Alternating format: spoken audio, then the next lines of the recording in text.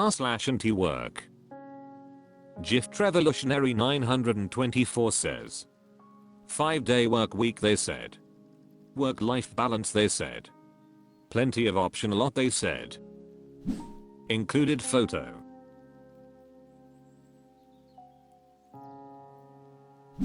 Nethrabbit says. If they think it's worth an extra $100 overtime for you working on Saturday, then doesn't that mean you're worth an extra $500 a week for Monday through Friday? Kistis says. It's an extra $100 bonus in addition to overtime pay. Dogspion says. I used to work for Nestle. This is how it started when it came to weekends. First it was just a few, then Sundays started showing up. Then it was production every weekend. Then they decided they had too much labor and laid off a bunch of people and changed the hours from 8 to 12-hour shifts and from 3 crews to 2. Once they know people will do it, it won't be rewarded anymore and just required. Mobius80 says. Sounds like a good time to form a union. They can't afford to give anyone shit. Kistis says. I'd happily take an extra $100 per shift for the last 6 weeks of working an additional day outside of our normal schedule. Sounds like a really nice incentive. All we got is regular OT pay. Literally over 300 hours of OT YTD. Last I checked, Nestle paid pretty well and had a pension in addition to 401k and cheap insurance premiums for a top tier plan. Crawdad2292 says. Tell them to dig deeper into those pockets for the help they seek. Orcus424 says. With how much everything costs nowadays, you aren't going to get much complaining. People are struggling to pay their bills. Many companies are going to start pushing for more overtime. GIF Revolutionary 924 says. I don't object to OT. I do plenty of OT. I object to the idea that my company owns me outside the hours or even days I agreed to work without my consent. Striking Case 9819 says. My old job started doing this. I quit before it was ever my day to show up on a Saturday. r/antiwork. Efficient Range 6449 says. Every company wants to hire a super genius who sleeps 3 hours a day and has no other commitments to do their mid or low tier job. Your job position is not as great as you think it is. Even if a candidate you look for exists, why do you think they will want to work for you? Psychonaut Alpha says. They want someone who has the talent of a superstar and the self-confidence of a teenager who has been told their whole life that they are not good enough, so that they continue working unreasonably hard for less than they are worth and will never realize that this is the case. Bismo the Shade says. Yeah, being autistic sucks ass sometimes. My job definitely does this. Pontius Vulgaris says. As I often tell my clients, I work at a staffing agency. You are only interested in hiring your biggest competitor's best employee for half the money, which is a very true sentiment. Nevermind04 says. I worked at a recruiting agency for 3 whole weeks that specialized in hiring engineers. My first client's ad was bonkers, and I thought it would be prudent to tell them the engineers you want to hire are working for both of your competitors, making $90-120k per year. Why do you think they would even apply to do the same work, with fewer vacation days, with no healthcare, for $78k per year? That's 25% less. Nobody can take that kind of a haircut.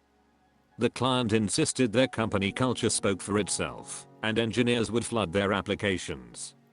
I flagged the Campaignacker job posting in our internal system as unrealistic expectations, and posted it everywhere. They got like 300 applicants. I'd estimate 90% of which were foreigners looking for visa sponsorship, and the rest were either joke applications or non-candidates that were clearly not qualified, that were just shotgun applying to every job. In the end, I got terminated for accurately labeling this client's campaign in our internal system and correctly explaining several times why their campaign was not successful and will never be successful until the compensation correctly matches the role. Effective Will 1801 says, in the end, I got terminated for accurately labeling this client's campaign in our internal system and correctly explaining several times why their campaign was not successful and will never be successful until the compensation correctly matches the role. Fish rots from the head down. Wish more recruiters had your ethics and bravery. r/antiwork. 9A says, how would you spend your time if you chose to quit your job and take a 3 to 6 month break? Imagine you're completely burnt out and decide to quit your job, taking a 3 to 6 month break to relax before finding a new one. How would you make the most of this time? Clanhill says, I'm now at the stage of looking for my next income. It allowed me to have more time for hobbies, work on my fitness, and sleep to my body's natural schedule. If you're going to do this, I'd say to start with minimal plans. Make sure you have enough physical exercise, social interaction, to keep your house clean, etc. But don't stress yourself with expectations and schedules. Maintaining some social interaction and physical exercise is important. Even just a walk in the park with friends can count, as is keeping your house in a state that's comfortable, not filthy, messy so you can't find things, etc. Neglecting those can lead to depression, which also can cause you to not bother with doing them, causing a vicious cycle. Once you're a bit less burnt out, you can start scheduling hobbies or travel, or whatever appeals to you. Just make sure you don't schedule too early, too much, or too tightly, as that could lead to more burnout. What those activities are will really come down to your own preferences. Linnekukdadi says, well, I did this when the pandemic first started. I was mad burned out and I quit, cashed in my meager 401k, and stayed home for 6 months to help my kid through the year of online school. I relaxed, realized what was important in life, and had some incredible family time. Also, I drank quite a few beers. Like, lots. Tuggy 26668 says, teaching myself new skills and following passions. I enjoy coding and problem solving, so it's an opportunity to watch hundreds of YouTube tutorials and practice skills I wouldn't otherwise have time for. Best of all, it can be done for next to nothing in costs, since there's an abundance of free material online. IC561 says, right. Ryan from Ohio says, travel if I have the funds. Imswego says, I don't have to think about it, I know. I'd do absolutely nothing for several weeks. Stay up all night watching TV, crotch-shitting, reading historical romance novels, and sleep all day till 3 or 4 p.m. I know, cause that's what I did every summer break in high school and college. 20 years later, it's still the dream. After a month or two, I'd resolve to be productive and healthy. I'd start going to bed at a normal time, start eating better, and even start doing yoga again.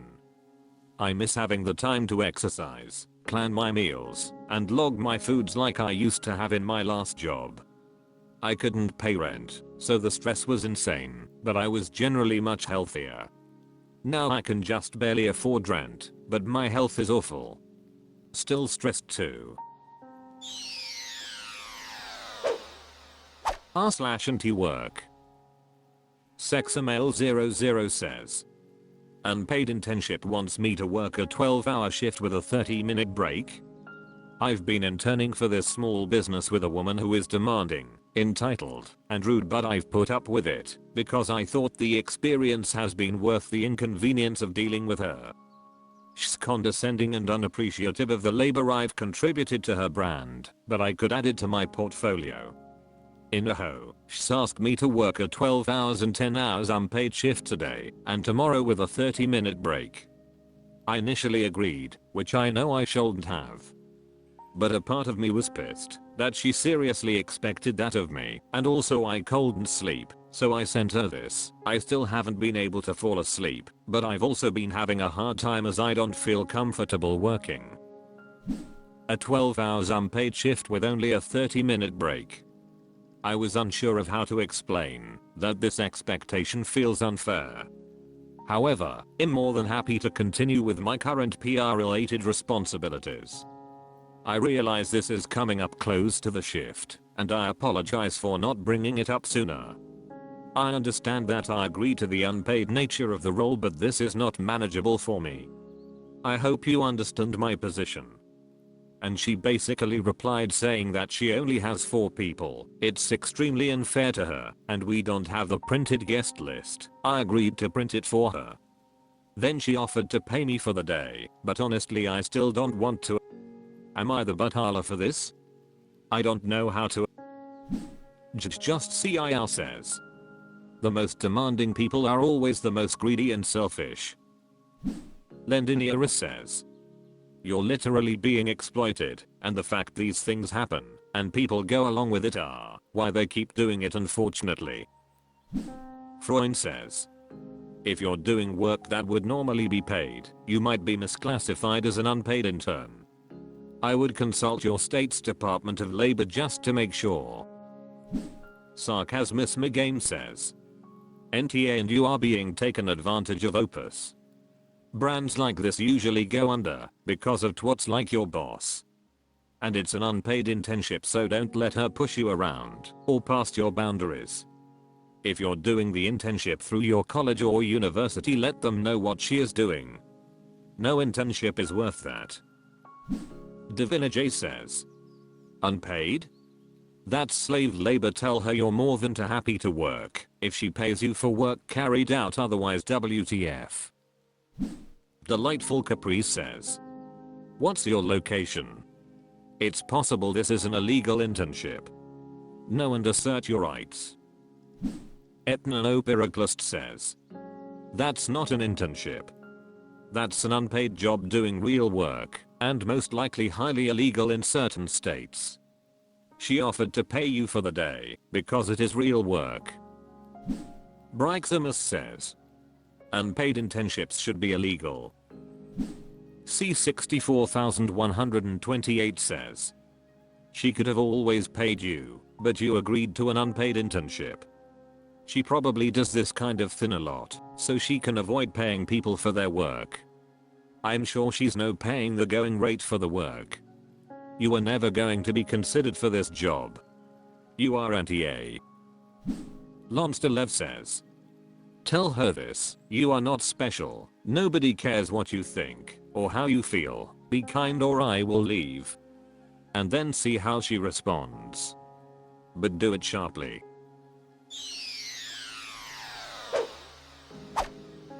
That's all for this video, thank you for watching, please subscribe.